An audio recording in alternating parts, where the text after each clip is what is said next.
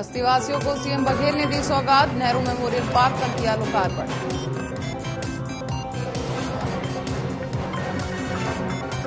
CM Bhupesh Baghel की सभा का ओबीसी समाज ने किया बहिष्कार, आरक्षण देने की घोषणा नहीं करने से नाराज है समाज।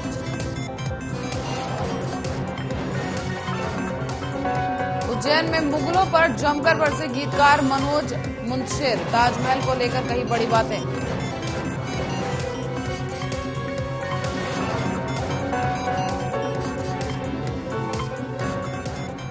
प्यार में नाकाम रहने पर प्रेमिका ने दी जान और खून से सना सुसाइड नोट बरामद।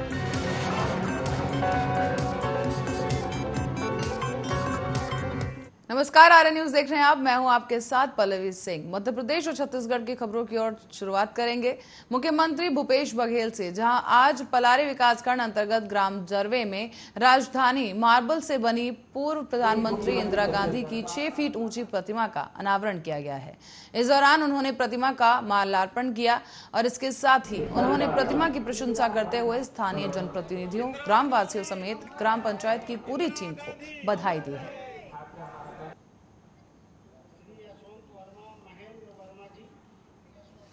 अनावरण भी किया गया कि हमारे लिए मैं समझता हूँ कि उन स्मृतियों को सहेज कर रखने का काम यहाँ के लोगों ने किया, उन्हें मैं बहुत बधाई देता हूँ। साथ ही समाज में बहुत सामाजिक सम्मेलन का दौर अभी चल रहा है, लगातार सामाजिक बैठकों में जा रहे हैं, तो इसमें आज यहाँ भी पूर्वी समाज के अधिवेशन में आया, बहुत सारे बातें हुई, मांग भी बहुत से उठे। विधायक शकुंतला जी ने पलारी के लिए लिंक को एसडीएम कार्यालय और भवन के बाद यहाँ जरवे में जो हायर सेकेंडरी स्कूल है उसे भवन के मांग, यहाँ एक समरसता भवन, ये सब मांग और 2 दिवसीय बस्तर दौरे पर पहुंचे सीएम भूपेश बघेल ने शनिवार की देर शाम को ऐतिहासिक लाल बाग मैदान के पास नेहरू मेमोरियल पार्क का लोकार्पण किया है। इस मौके पर उन्होंने पूर्व प्रधानमंत्री पंडित जवाहरलाल नेहरू की आत्मकथ प्रतिमा का अनावरण भी किया। अब आपको बता दें कि इस परिसर को नेहरू मंच के नाम से जाना जाएगा। पूर्व प्रधानमंत्री पंडित जवाहरलाल नेहरू ने इसी मंच से तृतीय राष्ट्रीय आदिवासी सम्मेलन को संबोधित किया था। सरकार अब इसे ऐतिहासिक धरोहर के रूप में संवारने का काम कर रही है। दरअसल सीएम बघेल ने बताया है कि साल 1955 में 13 से 15 मार्च तक 3 दिवसीय आदिवासी सम्मेलन का आयोजन किया गया था। आदिवासी सम्मेलन के उद्घाटन पर पंडित जवाहरलाल नेहरू आए थे और लाल बाग मैदान के सामने नेहरू के लिए मंच तैयार किया गया था।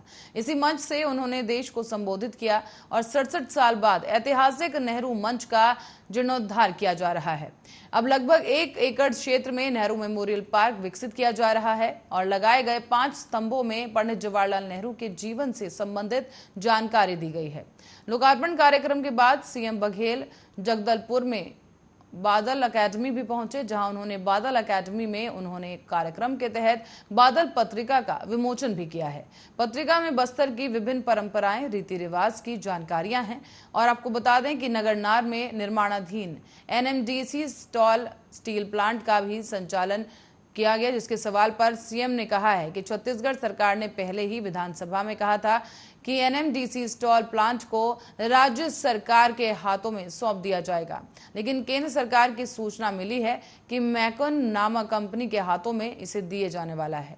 सीएम का ये कहना है कि अगर सरकार ऐसा करती है तो उसे केवल 10 साल चलाने की अनुमति दी जाएगी।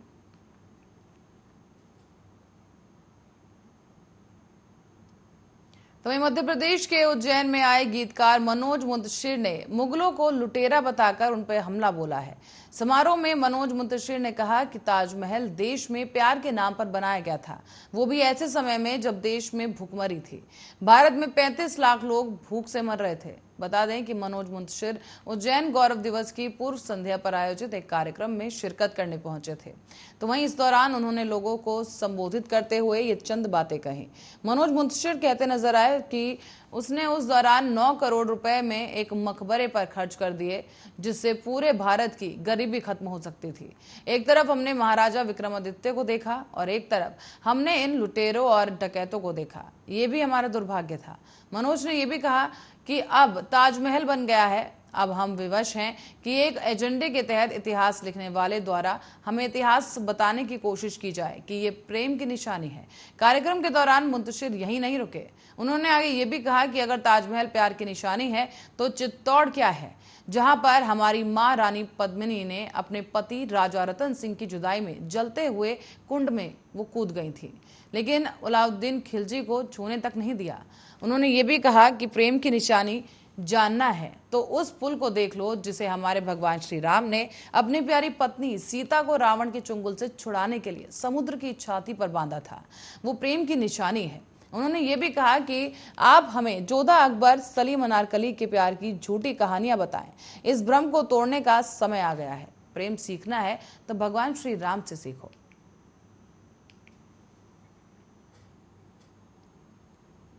आगे बढ़ेंगे अगली खबर की ओर, जहां प्रदेश के मुख्यमंत्री भूपेश बघेल अपने 2 दिवसीय बस्तर प्रवास के दौरान रविवार को शहर के लालबाग मैदान में आयोजित किए गए अन्य पिछड़ा वर्ग संघ के संभागीय सम्मेलन में शामिल हुए हैं।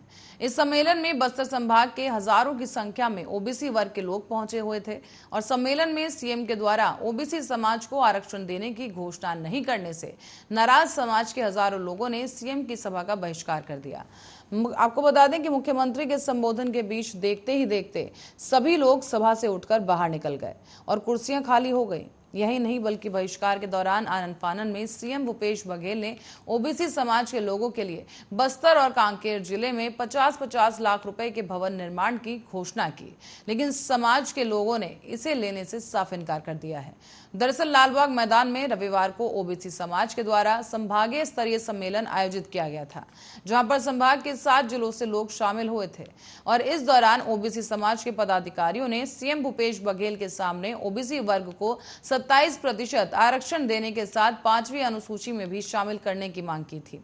इस मांग को लेकर सीएम भूपेश बघेल ने कहा कि ये कानून केंद्र सरकार ने बनाए हैं और 27% आरक्षण देने के लिए पहले समाज के लोगों की सदस्यता सूची पूरी कर लेनी चाहिए, जिसके बाद ही हाईकोर्ट से आरक्षण संबंधी दस्तावेजों को लेकर आगे की कार्रवाई की जा सकती है और तब जाकर कहीं आरक्षण की समस्या दूर हो सकेगी। तो वहीं सीएम ने आगे ये भी कहा कि आरक्षण को लेकर पटेल आयोग के रिपोर्ट का भी आने का इंतजार है और पेशा कानून को लेकर बस्तर और ओबीसी समाज के लोगों में बहुत सी भ्रांतियां फैलाई गई हैं, जिसे दूर करने की आवश्यकता है। इधर सीएम के इस बात से नाराज होकर लालबाग मैदान में उपस्थित ओबीसी समाज के हजारों लोगों ने विरोध किया और चंद मिनटों के अंदर ही सीएम के संबोधन के बीच सभा स्थल से बाहर निकल गए।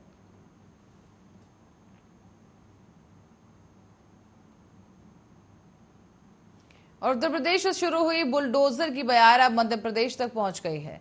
मध्य प्रदेश के मुख्यमंत्री शिवराज सिंह चौहान को इन दिनों बुलडोजर मामा कहकर जनता के बीच लोकप्रियता हासिल हो रही है। आपको बता दें कि लेकिन राजनेताओं के बीच ऐसे एक भी अफसर भी हैं जिन्हें बुलडोजर कलेक्टर के नाम से जाना जाता है।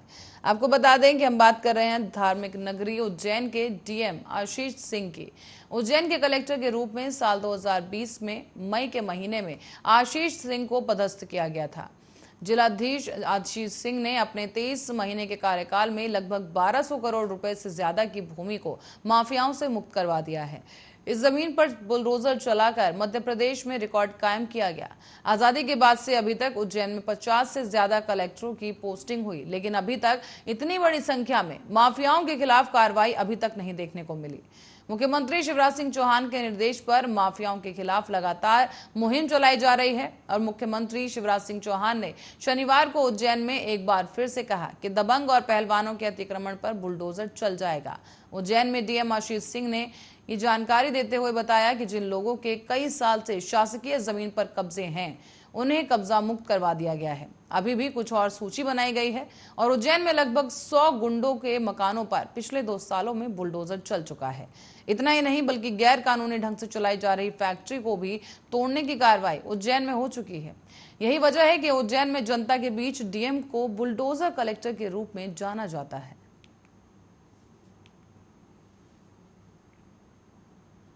खबर इंदौर से है, जहां इंदौर में जालसाजों द्वारा धोखाधड़ी करने के कई मामले लगातार सामने आ रहे हैं, लेकिन इस बार धोखाधड़ी की वारदात को देने का अंदाज कुछ अलग नजर आया, क्योंकि यहां पर आईडी अधिकारी बनकर लोगों को ठगने वाले 2 आरोपी विजयनगर पुलिस ने गिरफ्तार कर लिए हैं। आरोपियों द्वारा आईडी दिखाकर और आईडीए अधिकारी बताकर लोगों से रुपए ठगे जाते थे। आरोपी लंबे समय से फरार चल रहे थे। दरअसल धोखाधड़ी का ये पूरा मामला साल 2019 का है, जब विजयनगर क्षेत्र के फरियादी घनश्याम पाटिल और अन्य लोगों द्वारा पुलिस को शिकायत दर्ज करवाई गई थी। तो वहीं विजयनगर थाना प्रभारी तहजीब काजी के अनुसार आरोपियों द्वारा स्वयं को आईडीए अधिकारी बताने वाले जालसाज संतोष जैन और विजय यादव द्वारा क्षेत्र में एक ऑफिस खोला गया।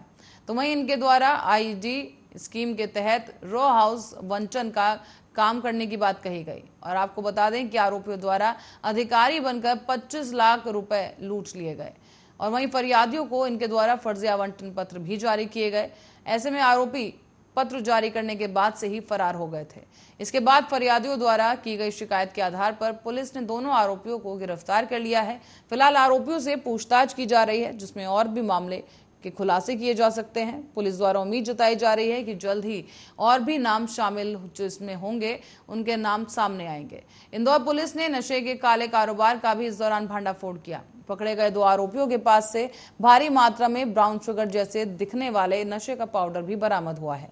जब्त किए गए ब्राउन शुगर की अंतर्राष्ट्रीय बाजार में कीमत 15 करोड़ 18 लाख रुपए बताई जा रही है।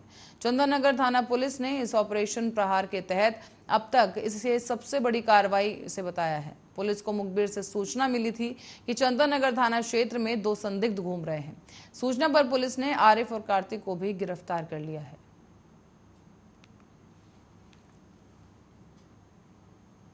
अब बढ़ते अगली खबर की ओर। छत्तीसगढ़ के सरगुजा जिले में हाथियों ने आतंक मचाना शुरू कर दिया है। दर्जन से ज्यादा हाथियों के दल ने वहां पर वनांचल इलाके में बसे ग्रामीणों के मकानों को तोड़कर तहस नहस कर दिया है। ग्रामीणों को हाथियों के लोकेशन की जानकारी सही समय पर नहीं मिल पा रही है, क्योंकि वन कर्मी अपनी मांगों को लेकर हड़ताल पर चले गए हैं। वन विभाग के कर्मचारी वर्तमान में फील्ड पर नहीं नजर आ रहे, जिसकी वजह से ग्रामीणों में जंगली हाथियों का भय बना हुआ है। आपको बता दें कि हाथियों के दल ने 15 से 20 मकानों को ध्वस्त कर दिया है। घर में रखे गए अनाज को भी हाथी चट कर गए। ग्रामीणों के पास खाने पीने का संकट भी अब गहराने लगा है। मामला लखनपुर ब्लॉक का बताया जा रहा है, जहां ग्राम लोटाडोड़ी में हाथियों ने 15 से 20 ग्रामीणों के मकान तोड़ दिए। इस गांव में हाथियों की दहशत इस कदर बढ़ गई है कि ग्रामीण हाथियों से बचने के लिए शाम होते ही अपने घरों को छोड़कर पहाड़ों की ओर चले जाते हैं और सुबह होते ही अपने घर वापस आते हैं। ग्रामीण खुद को हाथियों से बचने के लिए हर दिन जद्दोजहद कर रहे हैं, लेकिन वन विभाग के अधिकारी उनसे कोई सरोकार नहीं रख रहे। उन्हें किसी प्रकार की मदद नहीं मिल पा रही है। आपको बता दें कि वन मंडलाधिकारी पंकज कमल ने बताया है कि सरगुजा वन मंडल में अभी 2 एक्टिव दल हैं और एक लखनपुर मेनपाट और धर्मजयगढ़ में बॉर्डर एरिया में है। तकरीबन 15 हाथियों का दल है और राजपुर और लुड्रा बॉर्डर के पास 5 हाथियों का दल बताया जा रहा है। दोनों जगहों की मॉनिटरिंग की जा रही है। हालांकि हाथी मित्र दल के लोग, रेंजर, एसडीओ, फायर वॉचर और समिति के लोग उनके माध्यम से वहां मॉनिटरिंग कर रहे हैं। प्रचार प्रसार भी किया जा रहा है और अभी महुआ का सीजन है। ऐसे में ग्रामीण महुआ को एकत्रित करके घरों में रखते हैं। उससे अट्रैक्ट होकर ही कहीं कहीं हाथी घर तोड़ रहे हैं।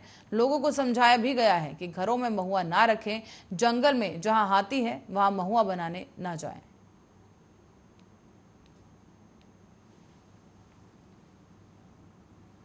और वहीं छत्तीसगढ़ के धमतरी जिले में डैम में डूबी 2 लड़कियों का शव बरामद कर लिया गया है। दरअसल 1 अप्रैल की दोपहर को सोढ़ू डैम में 3 युवक और 7 युवतियां बोटिंग करने के लिए गए थे। नाव से डैम में घूम रहे थे। इसी दौरान उनकी नाव में पानी भरने लगा, जिसके बाद नाव में सवार 2 लड़के पानी में कूद गए। लड़कों को कूदने की वजह से नाव को झटका लगा और नाव पलट गई। इस घटना में 2 लड़कियां बिंदिया नागेश और मोनिका नेताम डैम में डूब गए, जबकि पानी में डूब रहे अन्य 5 लोगों को बचा लिया गया। डैम में डूबी ये दोनों ही लड़कियों की तलाश लगातार की जा रही थी और गोताखोर, एसडीआरएफ और पुलिस की टीम लगातार खोजबीन कर रही थी। 1 अप्रैल को शाम की सूर्यास्त होते तक दोनों लापता युवतियों की पानी में तलाश की गई, लेकिन उनका कहीं पता नहीं चला और 2 अप्रैल की सुबह से दोनों युवतियों को ढूंढने की पुलिस और एसडीआरएफ की टीम ने दोबारा कोशिश की और एक अभियान चलाया गया। ऐसे में दोपहर में बिंदिया नागेश का शव पानी से बाहर निकाला गया। मोनिका नेताम का शव 3 अप्रैल की सुबह पानी से बाहर निकाला गया है। काफी मुशक्कत के बाद भी शव नहीं मिलने के बाद मोटर बोट मंगाकर डूबने के संभावित जगह पर बार बार चलाया गया। पानी में प्रेशर बनाने के बाद शव ऊपर आ गया। गौरतलब है कि गरियाबंद जिले में धवलपुर क्षेत्र के 3 युवक और 4 युवतियां अपने रिश्तेदार के यहां ग्राम बेलर बारहा शादी कार्यक्रम में आए थे और ऐसे में बेलहर बारहरा में सेढूर डैम लगा हुआ है और इसीलिए सभी सेढूर बांध में सैर सपाटे के लिए पहुंचे थे। डैम के किनारे मछुआरों की नाव खड़ी थी, जिसे देखकर नाव में सवार होकर सभी लोग गहरे पानी में चले गए। पानी में सैर करने के दौरान ही ये नाव पलट गई, जिसकी वजह से यह हादसा हुआ।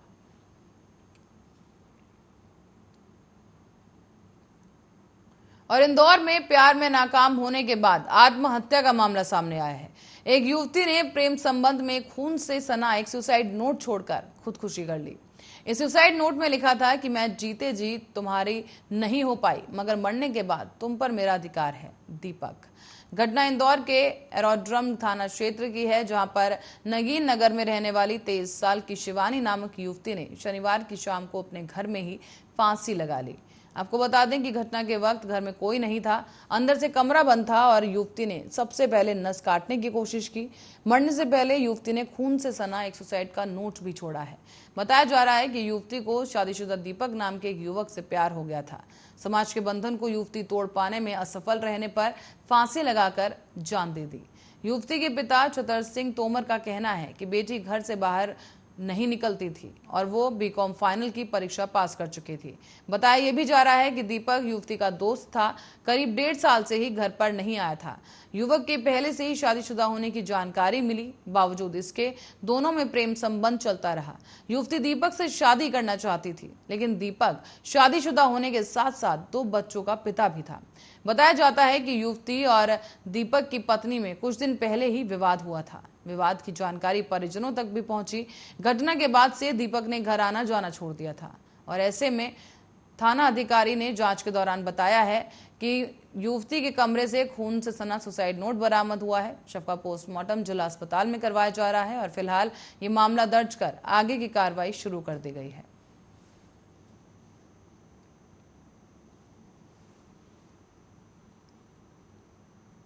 और अमेरिकी अंतरिक्ष एजेंसी नासा समय